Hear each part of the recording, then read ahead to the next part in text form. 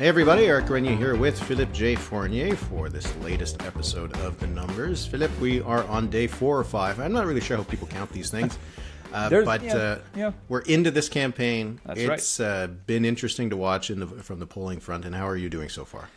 You know what? Daily polls is a lot, but I mean, can we complain? We live for this, right? Yeah. This is awesome. Like this is... Especially federal campaigns, I speak with people from across the country, people I normally wouldn't have a chance to discuss with, like people from BC and the Maritimes and Saskatchewan. And usually when journalists reach out to me for comment, I always take the time to ask them, and how are you doing? What's going on the ground there? And, you know, some of them are like surprised, and they answer. And so it's nice to speak with Canadians from coast to coast about what's going on. Obviously, we cannot have eyes and ears everywhere, but it's been great. And the numbers, Eric, the numbers have gone a little crazy. We've discussed this a few weeks ago. I think it was the title of one of our podcasts. It's not any less nutty right now, what we see, right? No, it's been really an interesting opening days and really the weeks before to watch the poll numbers, because a new poll will come out and more often than not they have a surprise or two in them, or at least a number that just seems hard to believe. NDP hitting new lows, Liberals making gains in places you wouldn't think, changes in leadership views, and all this kind of stuff. It's just every day is just a new kind of surprise for us, which is fun. It reminds me a little bit of the 2015 campaign, which had fewer surprises, I guess, but it had a lot of dynamism, right? Because you had the NDP starting in first place at the beginning. You had at one point for a period of, I think, 2 weeks, all the parties were within 1 or 2 points of each other. Which would have been just nuts if that had been the election result. And but no, this one has been really something to watch. And I think we're going to have a really good 4 or 5 weeks still ahead of us, and some interesting results to pour over once they're all in. Now, we are going to discuss where things are now, and not, of course, where they will be on April 28th. Very important, yes. Very important. So the latest set of polls that have been coming out, they're all pretty clear now what they're showing, right? We did have a poll that came out from Abacus Data today that had a 1-point lead for the Liberals, and they were at 38%. But apart from that, most of the polls we're starting to see now have the Liberals somewhere between 40 to 45%. Yeah. And the Conservatives are pretty clearly, that one seems to be pretty clear where they are, 36, 37, 38. And then the NDP, oh my God, 6, 7, 8, 9. I keep getting surprised. There was a poll by Liaison Strategies that came out today. The Liberals in the bloc, the NDP and the bloc were tied at 6% apiece across the country. It is just remarkable times to be living in when you see these kinds of numbers that I don't think we would have ever expected, let alone 2 months ago, but just ever. I didn't think that I would end up seeing a poll with 6% support for the NDP.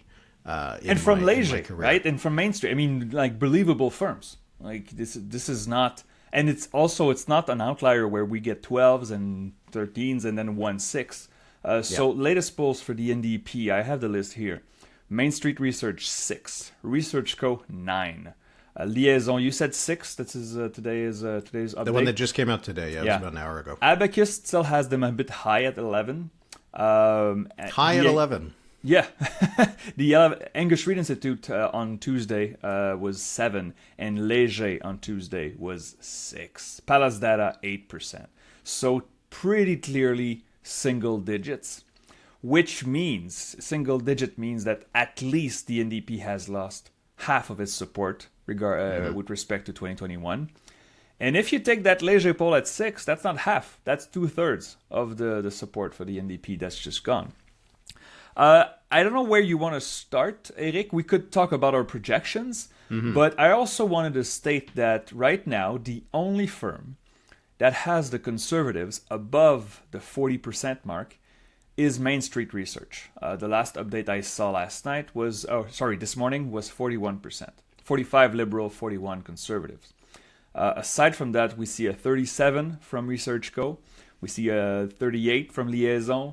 We saw 37 from Abacus, and Abacus has been more bullish on the Conservatives, and now it has one of the lowest conservative number in the country. Léger had the Conservatives at 38.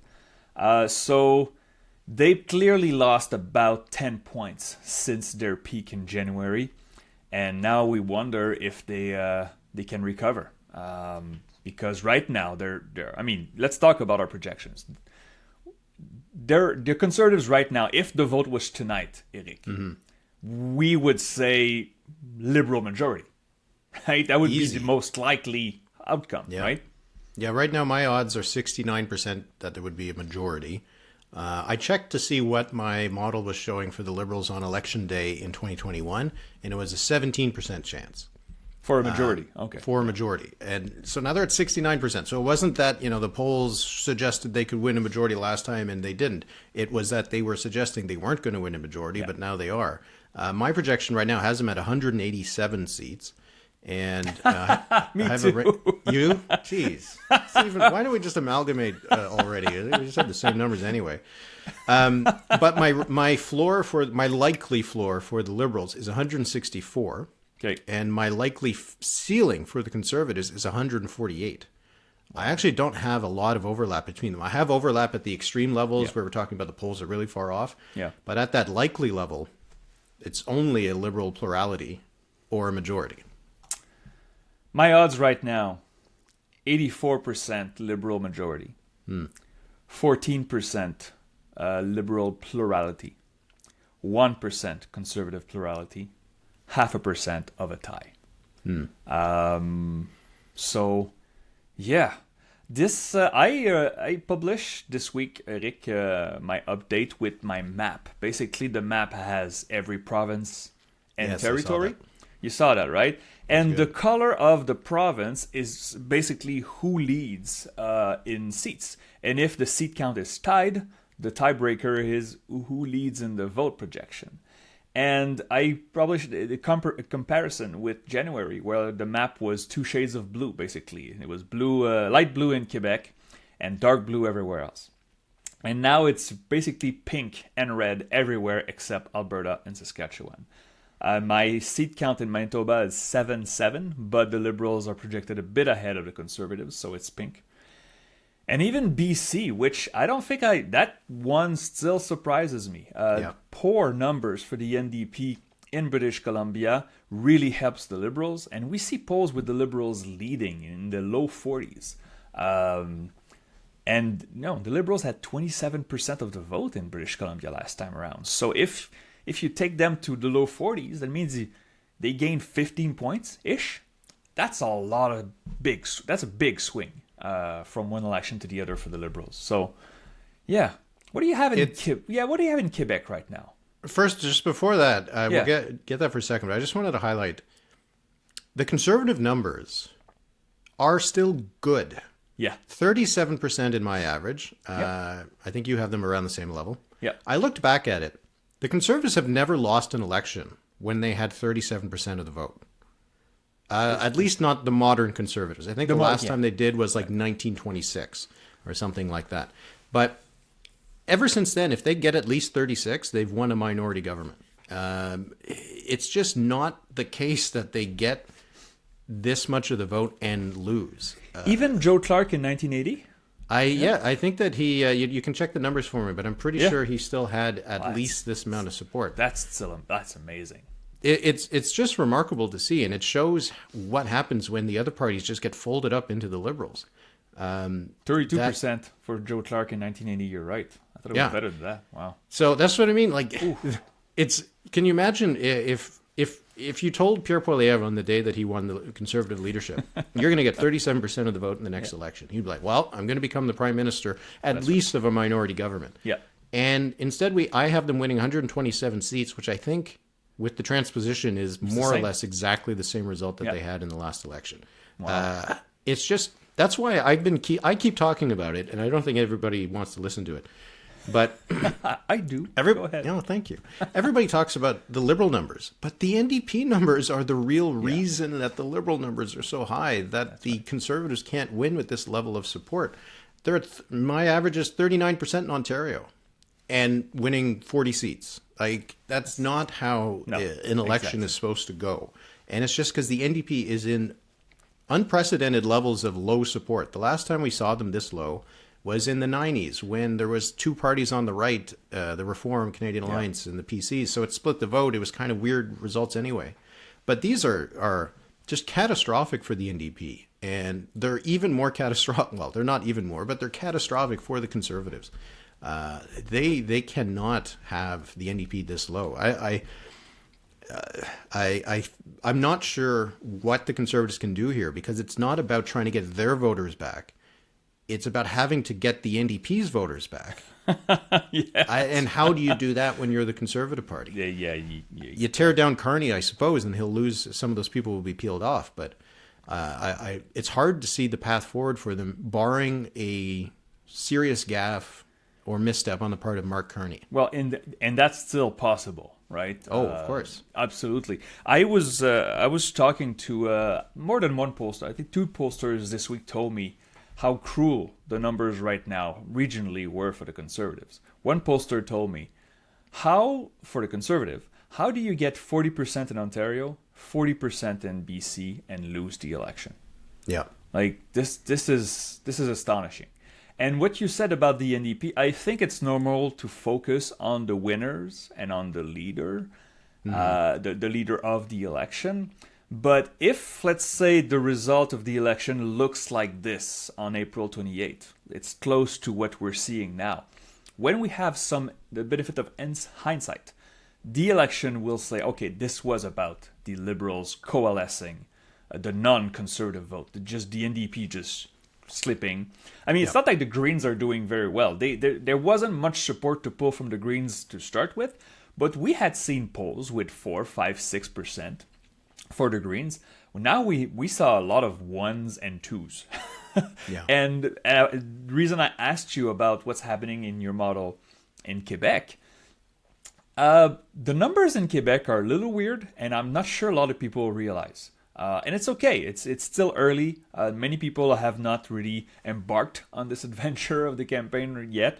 But for those who are just tuning in, on average, I have this morning a 12-point lead for the Liberals in Quebec. On average, right? And we saw some pretty bad polls for the Bloc Québécois. The one that came out the day after our previous podcast was Léger. But the Bloc Québécois at 24 in Quebec. And I mentioned this in 2011 when the Bloc Québécois was wiped off the map. They only had 4 seats after the election. Gilles Duceppe and the Bloc Québécois had 23% of the vote. So they better watch out. They better watch out, because the dominoes could fall. And let me just pull here the numbers. So the Bloc Québécois, Research Co has 22. Liaison 26, Abacus 29, so that's a bit better. The Angus Street Institute had 27, and Léger had 20. No, Léger with 23. Sorry, it was not 24, it was 23. These are really bad numbers. And of course, since the Conservatives are doing okay in Quebec, they're not surging. They haven't lost support in Quebec since this surge began. But it's really the Liberals who are benefiting from this. And right now, I have them upwards of 40 seats in Quebec. Yeah, I have them as well in the same level. And it's part of that same story that we see, that the Conservatives haven't really lost the vote, but they lost the vote that they gained when Trudeau was very unpopular. Their base is still higher than it was last time. But the Liberals have been able to add Bloc voters. They've been able to add NDP voters, and they're able to get back the Conservative voters they lost. Yeah. And the reasons for it are different. The Angus Reid Institute had a poll out today, and it was focusing on the people who have switched to the Liberals.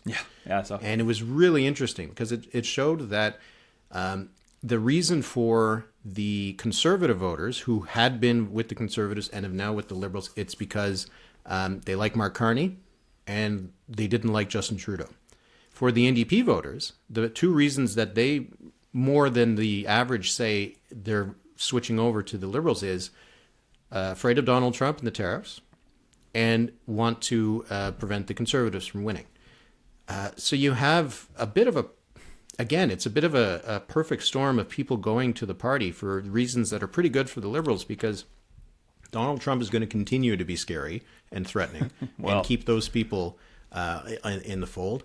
And as long as Carney doesn't lose those kind of new voters who previously were conservatives to Poilievre, then he can keep them too, right? There's not those two things aren't in opposition to each other, right? He can continue to be the stable force against Trump and continue to be the less scary option, I guess, than Poilievre for some of those voters. So it's just remarkable to see how it's come together, and a lot of it is kind of a lucky break for the Liberals when you think about it.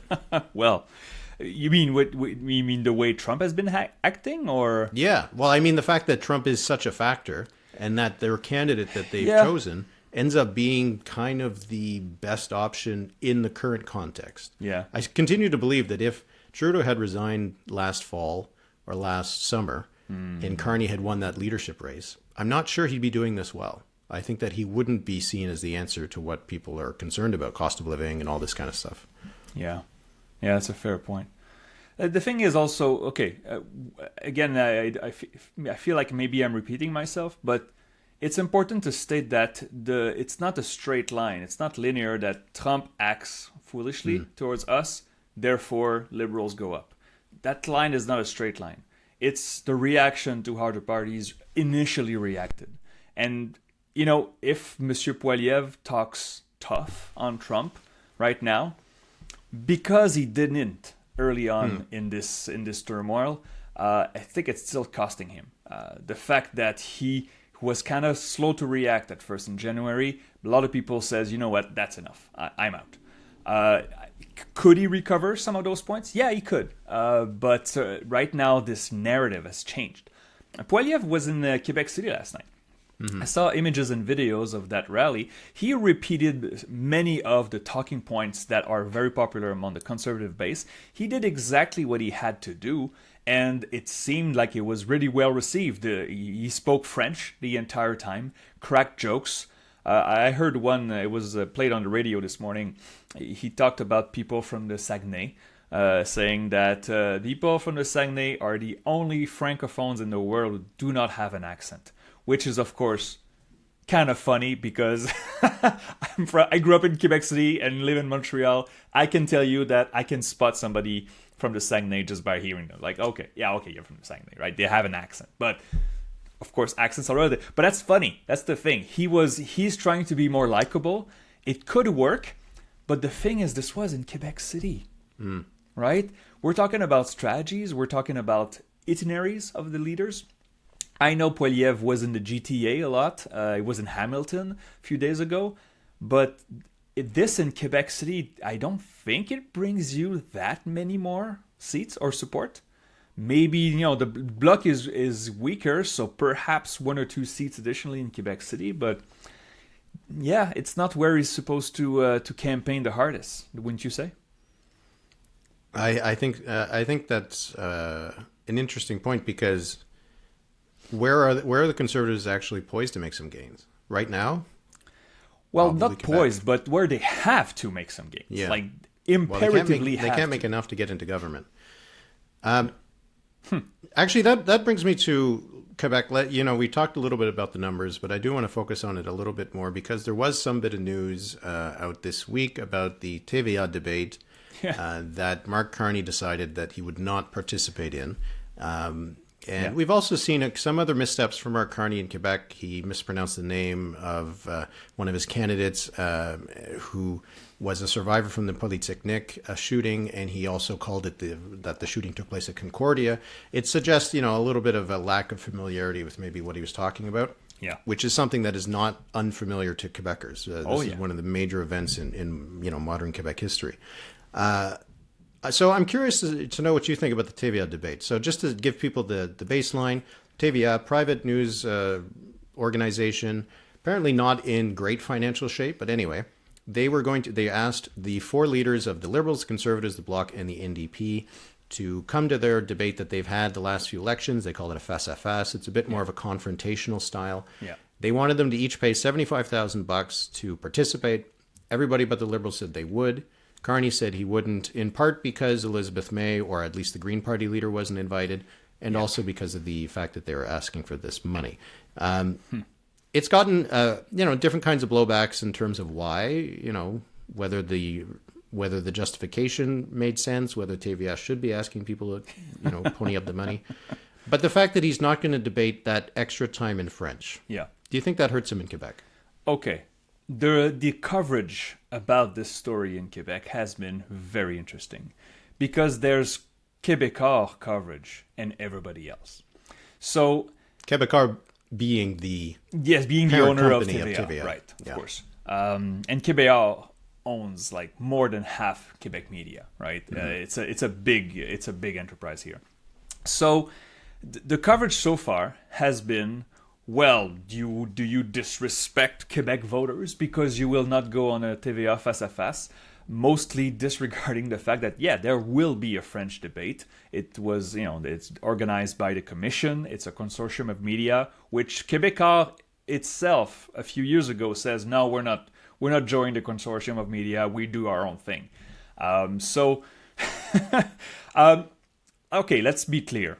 Mark Carney did not turn this down because of the money. He did not turn this down because of the Green Party. He turned this down because what's the point of giving another shot of the other leaders to attack him in French? That's the real reason. But it's also TVA and Québécois basically offered on a silver platter an excuse to the leaders to turn this down. Because even though the other three leaders said they would participate in, there was a clear discomfort with the fact that now we have to pay for this. And so, it's called TVA Nouvelle. TVA has a news network. It's called TVA Nouvelle. And basically now you're asking us to pay to hold this debate. So it's not TVA Nouvelle anymore. It's TVA Infomercial. And so I see a lot of blowback towards Québécois on this, that you pretend to be a news network. It is a news network. But they tried to pull this. It was a big bluff. The problem is the precedent they set. So let's say all the leaders say yes. What stops Québécois from, in the next election, say, oh, you know what, now it's 200,000 per. Or maybe even next year there will be a Quebec election and TVA will organize a debate. You would think that all parties would go, but if you just start charging thousands of dollars for the privilege of being there, that's not acceptable. That's not acceptable. It does. So I don't defend Mark Carney. I don't defend Mark Carney because we know the excuse that he gave are mostly bogus. But doing this is such... You want to give credibility to media, and then TVA does this. How did you see it, Eric? On that front, I also had difficulties with because of the conflicts of interest that get raised, and also the slippery slope of it, and what if that is acceptable, then why not charging parties for 100,000 for a feature interview? It starts to get down a very kind of dangerous path. Yeah. I agree that they gave the Liberals an excuse to say no. I'm just not sure if it really matters that they had the excuse, because the fact that he doesn't want to do it is highlighting that one vulnerability that he certainly has, which is that his French isn't very good, and it isn't very good, especially in improvised, off the cuff, high tension kind of situations.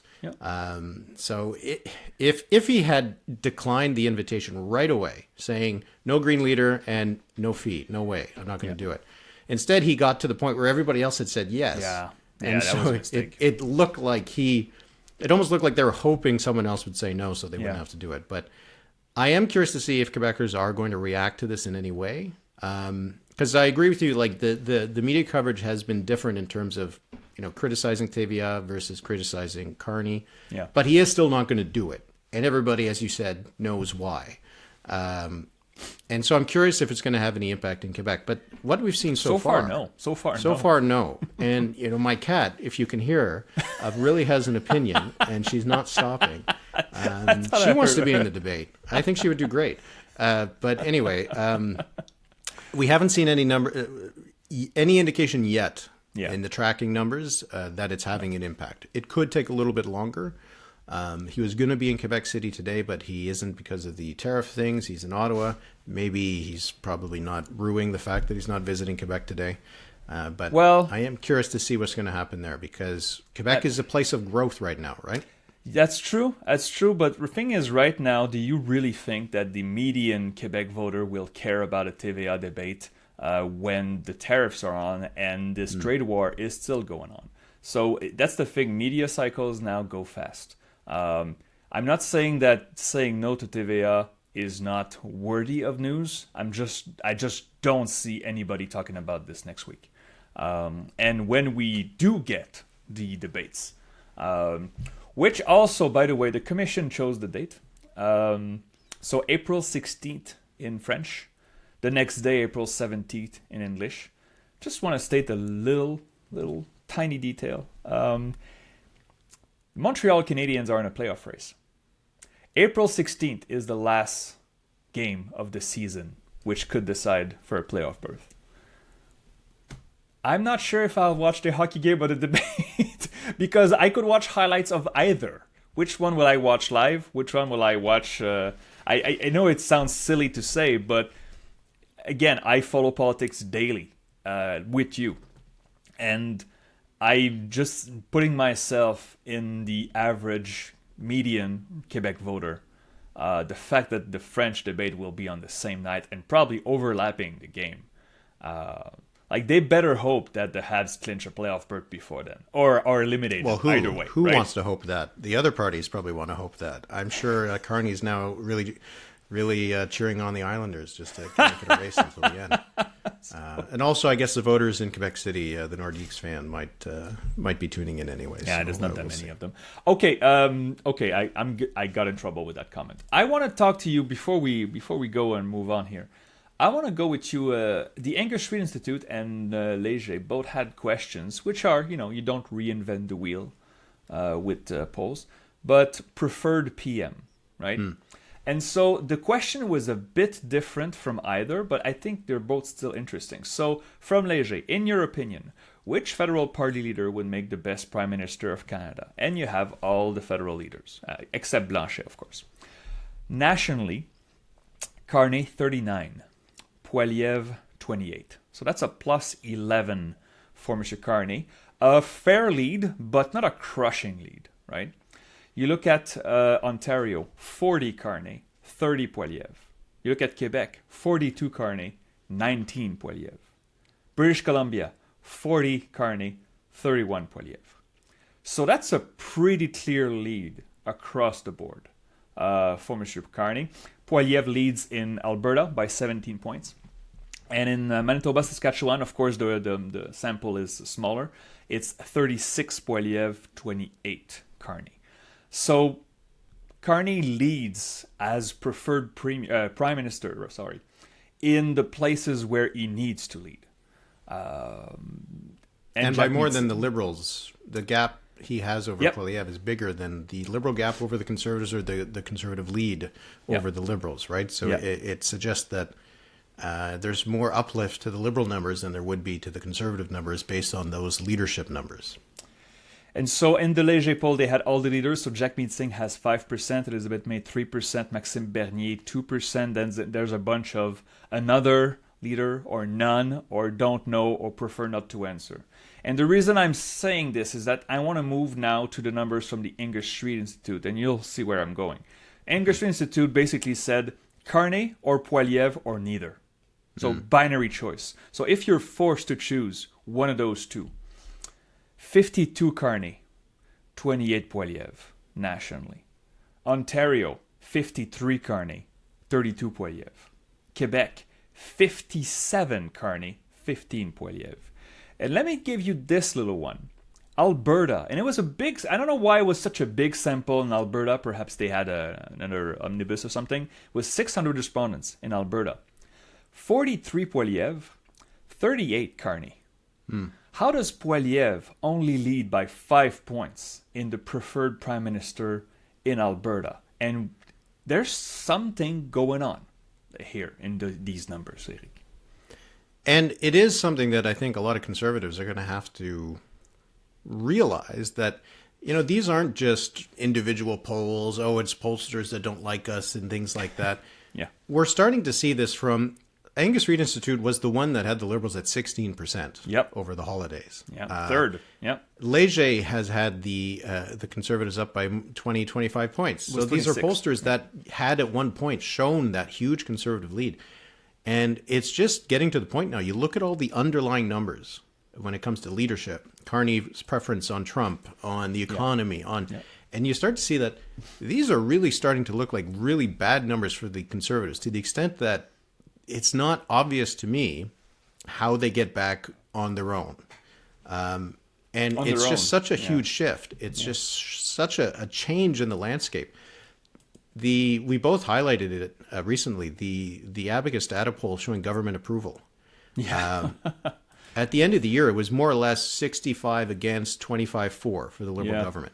Now it's 41% approve of the Liberal government and 25 disapprove. That is insane. That's insane. It's insane. And it's such a huge shift in such a short amount of time. It shows the impact that the Trump administration has had on people's public opinion, on Mark Carney as well. But I do think the situation has really kind of amplified everything. And it is just a remarkable shift. And, how many times have you been asked over the last week, have we ever seen anything like this before? Too many. I get it every time. Everybody I speak to asks me, have we ever seen this before? You and I haven't. No.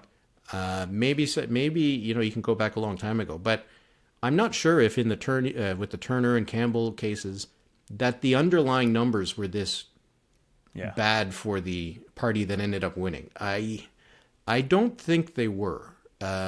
So I really think that this is something that it might be unprecedented if on election day the Liberals end up winning a majority government and the Conservatives end up with 120, 125 seats. I think it would be seen as one of the biggest comebacks. Yeah. Oh, yeah. Or biggest fumbles. Both. In all of Canadian history when it comes to politics. That's just where we are. If you're listening to this right now, go see abacusdata.ca, the latest poll. For the first time, you see the Liberals leading, although it's a statistical tie to Abacus. It's 38 Liberal, 37 Conservative. But the government approval chart. So I'll give you this. So in January, I think was one of the last of Trudeau, 64% disapprove, 22 approve. That's a minus 42, right? And now, over the course of the last weeks, we saw the curves get really close to each other. And this morning's update is 41 approve, 25% disapprove. We went from a minus 42 to a plus 16. I did not see that coming. I knew that the numbers were getting better for the incumbent, but this is even a bigger shift than I expected. And so the 25% of the respondents who disapproved, you imagine most of them, almost all of them, I don't have the breakdown here, but they have to be conservatives and a fraction of PPCs. But suddenly that means that, there's a wave going on right now. And we're always very careful with waves because we do not realize we're in a wave until the wave has done some damage. And nobody wants to say, I think we're having a wave, because if the wave subsides before the election, we look silly. But every indicator we see with the government approval, with the leadership numbers, with the voting intentions, with the regional voting intentions, we are seeing right now the early indications of a wave. And once that momentum gets started, my God, it's hard to stop. So we'll see in a few weeks. We'll see if there are many major stumbles. But if Mr. Carney is just his boring self and doesn't fumble, I do not know what the other parties, including the Bloc and the NDP, can do to turn this around. So we'll see. It's anyway. Yeah, we're both still. I feel like we're on the front lines of seeing it, right? Because we see these numbers every day, and I think every day we're just still a bit surprised by the fact that this has happened so fast. And also just when it seemed so baked in, so concrete, the unpopularity of the Liberal government. So it just kind of shows us that campaigns matter, yes, but Events happen, yes, and yeah. So we're definitely in interesting times. Why don't we end with our writing of the day? Yeah, Do you got one? There's so many to choose from. How many are there? I think there's 343. If I can take just a couple, will you allow me a couple? I'm looking right now at the projection map on 338. There are, of course, 343 seats now. You didn't know that? You didn't It's change incredible, the name of your huh? website? Yeah, I know. First time I hear it. You remember provincially in Edmonton, when we looked at the map, the Edmonton was like an island of orange provincially, surrounded by dark blue of the UCP. UCP. Right now, none of the Edmonton ridings are safe for the Conservatives. I have the Liberals winning 2, the NDP winning 1, and a bunch of toss-ups. So I'm going to pick one right now, Edmonton Gateway. This one is between Strathcona and Southeast. We think that Strathcona should be pretty safe for the NDP, but at this point I don't know. You would think that locally it would remain NDP, but again, with these numbers. And Southeast, we know that the Liberals are gunning for this one. We'll see who they put. Isn't it Mr. Sohi? Or is that it's decided yet? Sohi, yeah. Okay, Yeah, I wasn't sure it was confirmed. But yeah, so you take the mayor and you put him in there. You would think this could be a Liberal pickup, but Edmonton Gateway just next door. I have a close race between the Conservatives and Liberals, especially with the NDP going down in the numbers. What about you, Eric? The one I'm going to choose is a bit of a thematic one. We've seen both Mark Carney and Jagmeet Singh head there into Windsor. It's on the border with the United States. Yep. It's where the bridge is across to Detroit. So Windsor West is one of the potential holdouts for the NDP. Brian Massey has been the NDP MP there since 2002. He won it in a by-election, and he won pretty comfortably. Last election with on today's boundaries, he won by about 16 points over the Liberals. The Ontario NDP just won this seat over the PCs pretty handily. They actually increased their vote share, though there wasn't a Liberal candidate on the ballot there. But anyway, they were able to get over 50% of the vote. But my projections show this is a toss-up. I actually have the Liberals narrowly winning this, and I'm not sure if that's actually what's going to happen. But the kind of movement we've seen in Ontario makes this a toss-up. Will the NDP be able to hold more of its vote there and replicate what the Ontario NDP did? One key factor, though, is that Windsor West, provincially, is an orange versus blue race. Yeah. So you have to choose between Ford or the NDP. If you are in that riding, those are your two real choices. Federally, Conservatives got 19% of the vote here last time. They're not really in it. It is a red versus orange race. And what are you going to do if you're a voter there? Do you stick with the incumbent? Do you go with the seemingly next government? Yeah. I'm not sure what's going to happen in Windsor West. And if the NDP loses Windsor West, they're definitely down to 2, 3, 4 seats. There would not be 100%. much left, right? No. Under the redistribution, the NDP won the seat by 17 points right now. So having this one as a toss-up, and I know people could scream to us about local effects. That's true, but it's not controversial to have Windsor West as a toss-up between the Liberals and the NDP right now. So Yeah. wow, incredible. Anyway, we'll see if we'll see. We should actually, when this is all over, we should go through our ridings again to see which ones ended up being all that close or not. We will. Anyway, it's going to be a crazy few more weeks. We'll see what the polls are going to show. So this week, we're starting our members-only episodes. We're going to have it up on Saturday. That's right. And that'll be members of the Patreon, and you can join that at thenumberspod.ca. So that'll be available on Saturday. We're going to talk about whatever polls come out in the next couple of days. We'll take a few questions from our Patreon members. And if you want to join that, again, that's thenumberspod.ca. Philippe, I've actually been really enjoying the last few days. I was thinking it would be like this tiring sprint, and it is kind of tiring, but it's more of an exhilarating sprint. And I'm hoping the adrenaline will carry through all the way to April 28th. But I'm looking forward to the next time we can chat, Philippe. Absolutely. Merci beaucoup, Eric. Merci beaucoup, tout le monde. Become a member to help us in this project. But thanks, everybody. Have a great day.